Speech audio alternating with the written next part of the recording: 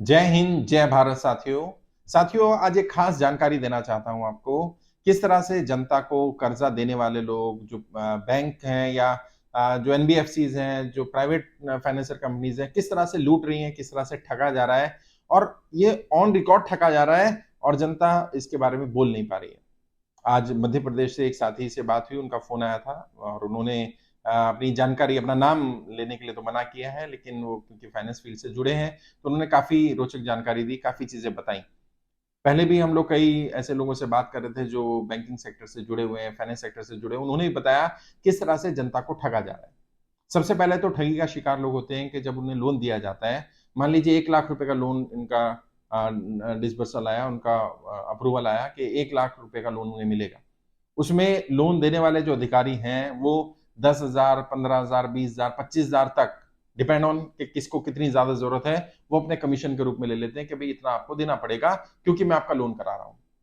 अब मजबूरी में इंसान को देना पड़ता है तो 5,000, 10,000, 15,000, 20,000, 25,000, जहां जो हो जाए वो वहां ले लेते हैं। वो भी उसी लोन में से मिलता है उनको, तो व्यक्ति को अपनी जेब से देना नहीं होता है। उसके बाद वहां उनका इंश्योरेंस कर दिया जाता है और 20,000, 25,000 उसकी भी प्रीमियम 1 साल का काट लिया जाता है या इकट्ठा काट लिया जाता है। और उसमें भी इंश्योरेंस में भी कैसे धांधली होती है वो भी उन्होंने बताया, और आगे मैं भी वही बताऊंगा कि किस तरह से उसमें भी चीटिंग की जाती है लोगों के साथ। क्योंकि ज्यादातर बैंकों की अपनी ही इंश्योरेंस कंपनी है या इंश्योरेंस कंपनी के साथ टाइप है, उसमें भी उन्हें कमीशन मिलता है, इसलिए वो इंश्योरेंस कर देते हैं। जबकि इंसान अगर चाहे तो अपने लोन का इंश्योरेंस या लोन के लिए इंश्योरेंस या अपना इंश्योरेंस उस लोन की वजह से किसी और कंपनी से भी ले सकता है जहां से कम प्रीमियम पे हो जाएगा, लेकिन नहीं, क्योंकि वहां कमीशन मिलना है तो वहीं कहा जाता नहीं, यहीं से लेना पड़ेगा। अब उसको मानो 10-15 हजार रुपए कमीशन के तौर पर चला गया और 10-12 हजार रुपए उसके वो काट लिए गए इंश्योरेंस के नाम पे, और कुछ फाइल चार्ज के नाम पर, कुछ अलग अलग रजिस्ट्रेशन के नाम पर पैसा काट लिया जाता है। तो 1 लाख रुपए में उसको मिला कितना? उसको मिलता है 70-80 हजार रुपया मैक्सिमम, इससे ज्यादा पैसा नहीं मिलता उसको। अब उसमें भी अगर वो व्यक्ति फोर पे करने चला जाए कि मैं प्री क्लोजर चाहता हूं, तो वो प्री क्लोजर चार्जेस लगा देंगे। कई लोगों ने, उन्होंने बताया कि कई लोग उनके पास ऐसे हैं जो बताते हैं कि मैंने लोन नहीं लेना था, या जिस काम के लिए मुझे लोन लिया गया था या लेना था वो काम नहीं हो पाया, मान लीजिए बिजनेस के लिए या कुछ खरीदने के लिए या कुछ और चीज के लिए, तो मैं क्लोज कराने चला गया प्री क्लोजर के लिए, तो उन्होंने कहा नहीं है तो चार्ज लगेगा।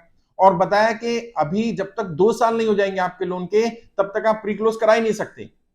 और वो कह रहा है मैं बिजनेस के लिए लोन लिया था, मैं ईएमआई नहीं पे कर पाऊंगा, लेकिन वो सुनते नहीं है।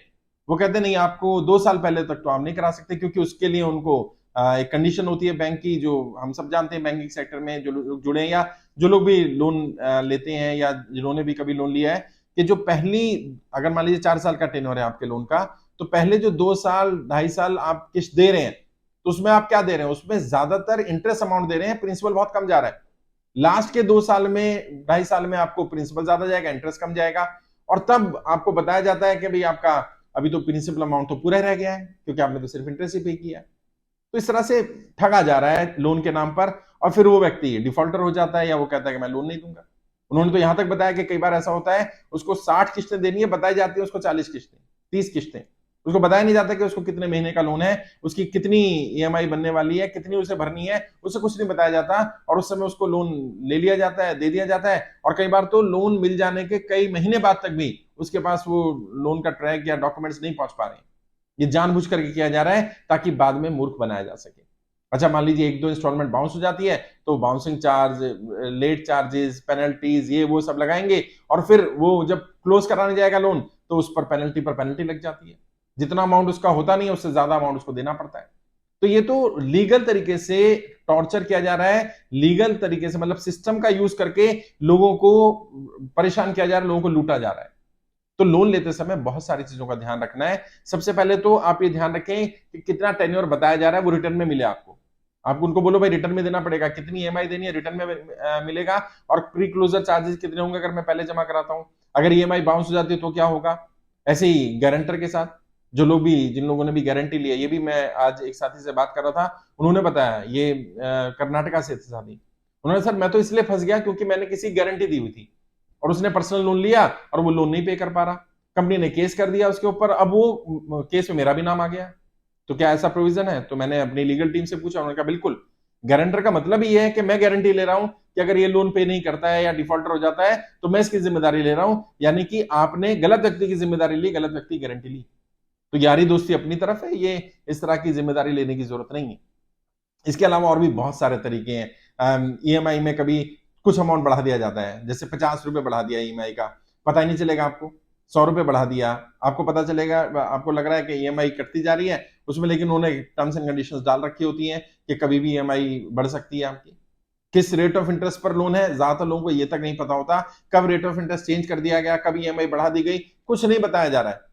ज्यादातर बैंक से जुड़े लोग इस तरह का फ्रॉड कर रहे हैं और बहुत सारे लोग इसका शिकार बन रहे हैं, लगातार शिकायतें की जा रही हैं, कर रहे हैं लोग।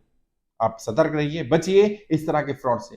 पहली बात तो जैसे मैंने बताया कि लोन बहुत ज्यादा जरूरत हो तभी लेना है, ज्यादा जरूरत नहीं है तो लोन लेने की जरूरत नहीं है। और कोशिश करिए कि आप अपना कोई कमाई का साधन ऐसा पैदा करें कि जिससे आपको लोन ना लेना पड़े, और लोन भी लिया जाए तो अच्छा वाला लोन लिया जाए, जो लोन आपको कुछ कमा करके देता हो, जितना आपको इंटरेस्ट पे करना है, जितना आपकी ईएमआई जा रही है उतनी इनकम आपको कहीं से हो जाए। अगर ऐसा नहीं हो पा रहा है तो लोन से बचिए, ये दलदल है।